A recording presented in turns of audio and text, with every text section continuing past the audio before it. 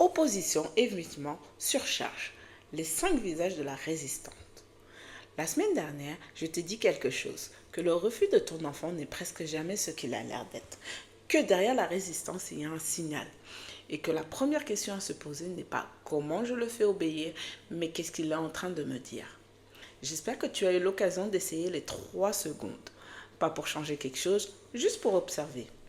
Parce que c'est exactement ce qu'on va faire aujourd'hui, mais en allant beaucoup plus loin. La semaine dernière, je t'ai présenté les 5 visages de la résistance. L'opposition, l'évitement, la surcharge, l'insécurité, la difficulté réelle. Aujourd'hui, on va les décortiquer un par un. Parce que les nommer, c'est bien. Les reconnaître chez ton enfant dans ta cuisine ce soir à 18h, c'est autre chose. Et c'est ça qui change les choses. Je m'appelle Kadi, enseignante de maternelle, 20 ans de classe, orthopédagogue, conseillère en neuroatypie et maman de 2 enfants concernés. Bienvenue dans Apprentissage sans frontières. Dans cet épisode, je vais te donner une grille de lecture concrète pour chaque visage. Des signaux observables, des exemples tirés de ma pratique et une question clé à te poser pour chacun. Parce que comprendre, c'est déjà agir. On commence ? Avant de plonger dans les 5 visages, je vais te dire quelque chose d'important. En 20 ans de classe, j'ai fait une erreur que beaucoup d'adultes font. J'étiquetais vite. Je voyais un enfant qui refusait de travailler, je me disais opposition. Je voyais un enfant qui pleurait, je me disais insécurité. Et parfois, j'avais raison, mais souvent, je me trompais. Parce que les visages de refus se ressemblent à l'extérieur. Un enfant en surcharge peut ressembler à un enfant en opposition. Un enfant dans la difficulté réelle peut ressembler à un enfant qui évite. C'est pour ça que cette grille, ce n'est pas un outil de diagnostic, c'est un outil d'observation. Tu ne cherches pas à coller une étiquette sur ton enfant. Tu cherches à comprendre ce qui se passe ce soir dans ce contexte précis avec cet enfant-là. Et ça peut changer d'un jour à l'autre.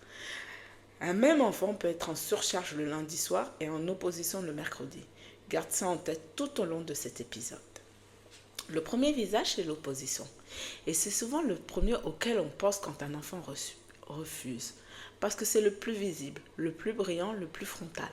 L'enfant en opposition, tu le vois, il dit non, il croise les bras, il répond, il négocie, il contre-attaque. Mais voilà ce que j'ai appris en classe et à la maison.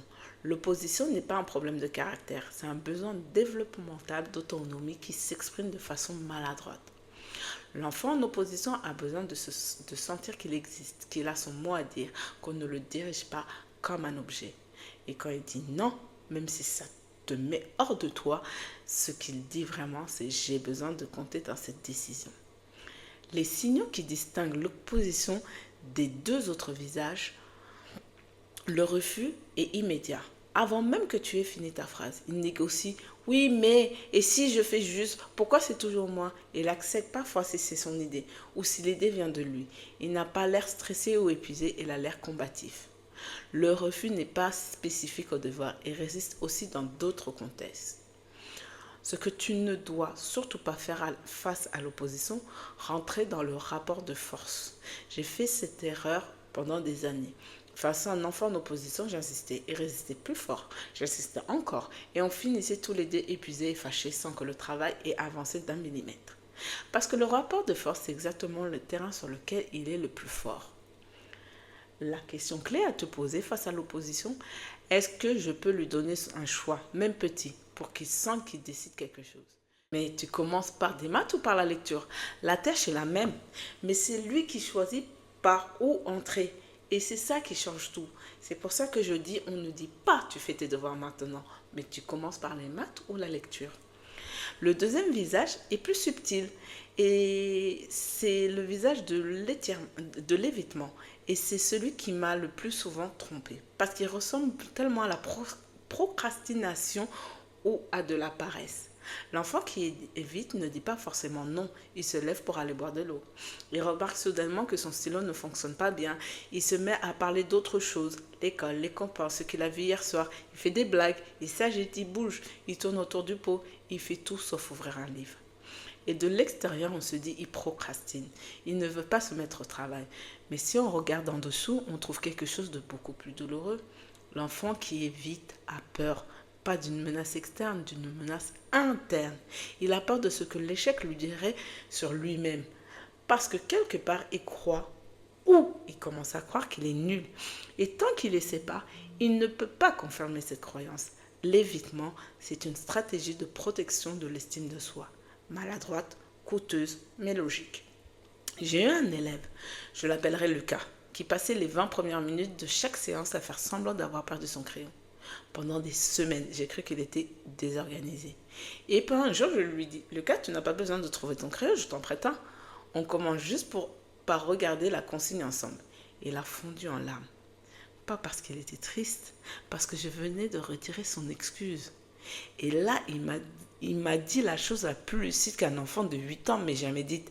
Maîtresse, si j'essaye et que je rate, c'est pire.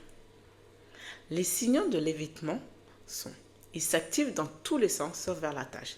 Il parle beaucoup de n'importe quoi. Il demande des précisions excessives sur la consigne pour gagner du temps. Quand on le cadre, il peut devenir anxieux ou irritable.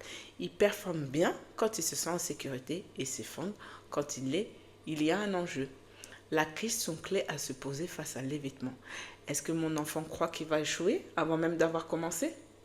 Et si oui, comment est-ce que je peux diminuer la menace? Pas la tâche, la menace. Le troisième visage, c'est celui qui m'a réconcilié avec beaucoup d'enfants que je trouvais difficiles. Et celui qui a le plus changé ma façon de regarder mes propres enfants le soir, la surcharge. Voilà ce qu'on ne dit jamais aux parents. Une journée d'école pour un enfant neuroatypique, TSA, TDAH, hypersensible, dyslexique, c'est entre 2 et 3 fois plus épuisant que pour un enfant neurotypique. Pas parce qu'il travaille plus, parce que son cerveau dépense une énergie considérable à des choses que les autres font automatiquement. Filtrer les bruits ambiants, décoder les règles sociales implicites, maintenir une posture, gérer les transitions, inhiber les impulsions, s'adapter à un rythme qui n'est pas le sien. Tout ça en parallèle pendant des heures. Et le soir, quand on lui demande de s'asseoir et d'offrir un livre, son cerveau est à 0%. Pas à 50, pas à 30, à 0%. Et la résistance que tu vois, les pleurs, l'agitation, le silence figé, c'est son système nerveux qui dit stop, je n'ai plus rien à donner. Ce qui distingue la surcharge des autres visages, le refus apparaît principalement en fin de journée, après l'école, jamais le matin. L'enfant semble vidé, pas combatif. Il peut être irritable pour des raisons qui paraissent minimes. Il régresse et se comporte comme un enfant plus petit que son âge. Il se calme après un moment de décompression, pas après une punition. J'ai mis des années à comprendre ça pour mes propres enfants. Je rentrais du travail, eux aussi revenaient de l'école et je leur demandais de refaire de l'effort alors qu'ils avaient déjà tout donné. C'est comme si quelqu'un revenait d'un marathon et que tu lui demandais de courir encore 5 kilomètres. La volonté ne suffit pas. Il faut d'abord recharger. La question clé ici à te poser face à la surcharge, c'est: est-ce que mon enfant a eu le temps de décompresser avant que je lui demande cet effort? Et sinon, qu'est-ce que je peux faire pour ouvrir cette fenêtre avant de commencer? Le quatrième visage ressemble souvent à l'évitement, mais il y a une différence importante. L'insécurité, ce n'est pas une peur de l'échec futur, c'est une peur construite sur des échecs passés.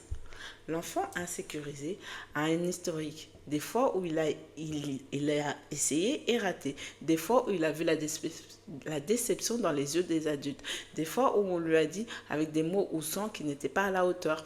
Et son cerveau a enregistré tout ça comme une mémoire de danger. La situation de lecture égale danger. Montrer que je ne sais pas égale honte. Essayer, risquer de perdre l'estime de ceux que j'aime. L'insécurité, c'est profond. Elle ne disparaît pas parce que tu dis c'est pas grave ou tu peux le faire, parce que son corps a sa propre mémoire. Et cette mémoire ne répond pas aux mots rassurants, elle répond à l'expérience répétée de sécurité. Les signaux de l'insécurité sont les suivantes. L'enfant anticipe l'échec avant de commencer. Je ne vais pas y arriver. Il abandonne très vite au moindre obstacle. Il cherche constamment la validation. C'est bien, c'est juste. Il évite de montrer son travail. Il préfère ne rien faire plutôt que de risquer de faire mal. La question clé à se poser, c'est: quelle expérience de réussite, même minime, mon enfant a-t-il accumulé récemment autour de l'apprentissage? Pas de grandes victoires, des micro-victoires, parce que la confiance ne se déclare pas, elle se construit brique par brique. Et le cinquième visage, celui qu'on connaît souvent en dernier, parce qu'il est masqué par tous les autres, Un enfant avec une dyslexie non diagnostiquée va éviter. Un enfant avec un TDAH non accompagné va s'agiter et résister. Un enfant avec une lenteur de traitement va sembler paresseux. Et on va traiter l'évitement, la résistance, la paresse, en passant complètement à côté de la cause réelle. J'ai accompagné des enfants pendant des mois en pensant travailler sur leur confiance avant de réaliser qu'ils avaient une difficulté phonologique non identifiée. J'ai vu des parents épuisés par des conflits autour des devoirs qui se sont arrêtés net quand le bilan neuropsychologique a révélé un TDAH inattentif. Pas parce que le diagnostic règle tout, mais parce qu'il change le regard. Et quand le regard change, la relation change. Les signaux qui doivent alerter sur une difficulté réelle, c'est les difficultés sont spécifiques et constantes. Toujours la lecture, ou toujours l'écriture, ou toujours les maths. L'enfant fait des efforts visibles, mais les résultats ne suivent pas. Il est épuisé après un effort relativement court. Et il a des stratégies de contournement très développées pour masquer ses difficultés. Les difficultés persistent dans des conditions optimales, calme, sécurité, encouragement. La question clé à se poser ici, c'est est-ce que je vois des efforts réels sans résultat proportionnel? Si oui, ce n'est pas un problème de volonté. C'est peut-être le moment d'en parler à un professionnel. Voilà, tu as maintenant les 5 visages, mais je vais être honnête avec toi. Cette grille ne te donnera pas la réponse du premier coup. Observer son propre enfant, c'est difficile. Parce qu'on est dedans, parce qu'on est fatigué, parce qu'on a nos propres émotions qui viennent brouiller la lecture.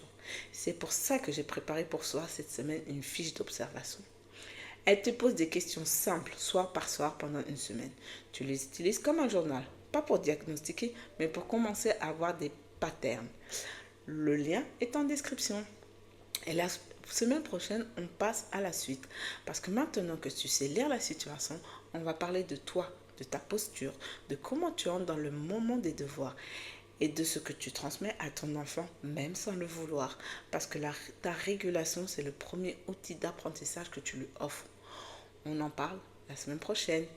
Merci d'être là la semaine 2. Si tu n'as pas encore écouté l'épisode 1, je t'invite à commencer par là. Le lien est dans la description. Et si cet épisode t'a aidé à mettre des mots sur ce que tu vis, partage-le à une maman, à une amie, à quelqu'un qui en a besoin ce soir. Parce que comprendre, c'est déjà ne plus être seul. À la semaine prochaine.